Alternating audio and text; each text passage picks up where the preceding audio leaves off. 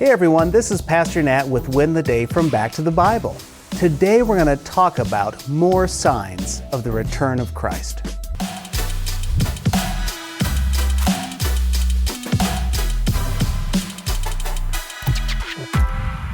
The return of Christ is one of the most anticipated and debated topics in Christianity.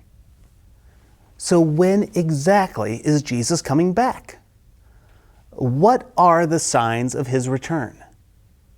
In fact, are there even signs altogether? Well, so far this week, we know that there are signs, but we also know that no one knows exactly when Jesus is coming back. The only person who does know is God the Father. But we know from yesterday that there will be signs to get us ready for His return.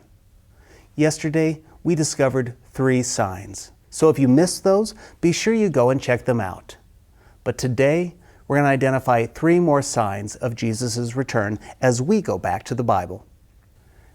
In Mark 13, beginning in verse 24, it says, "But in those days, after that tribulation, the sun will be darkened, and the moon will not shed its light. The stars will be falling from the sky, and the powers in the heavens will be shaken. Then they will see the Son of Man coming in clouds with great power and glory. He will send out the angels and gather His elect from the 4 winds, from the ends of the earth to the ends of heaven."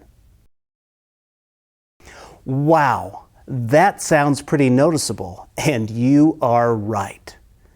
There are gonna be signs in the heavens that Christ is coming back.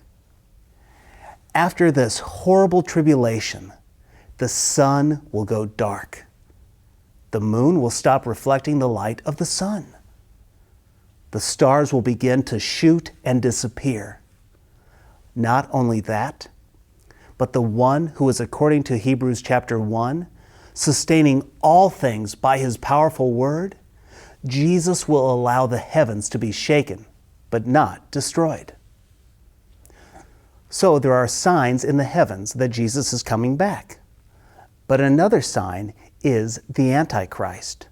Now, we covered him in Revelation chapter 13, but we also know that the Antichrist is mentioned in 2 Thessalonians.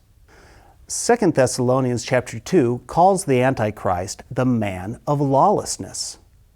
Paul says this beginning in verse 3, "Don't let anyone deceive you in any way. For that day will not come unless the apostasy comes first and the man of lawlessness is revealed, the man doomed to destruction. He opposes and exalts himself above every so-called God or object of worship, so that he sits in God's temple, proclaiming that He Himself is God." As we studied last week, this Antichrist will sustain a mortal wound and live. And then he will carry out certain tasks to lead the masses astray. So there's going to be these signs in the heavens, there will be the sign of the Antichrist, and there will also be the salvation of all Israel.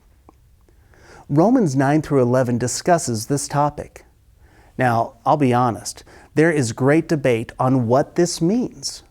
But we can be sure that there will be Jews who receive Jesus Christ as their Messiah. So there are 6 key signs of Christ's return. The question you may be wondering is, well, have they already occurred? Or are they occurring now? Are they still going to occur in the future? I don't care what book you read, scholars just don't know. But this much we can be sure of. Christ is coming back.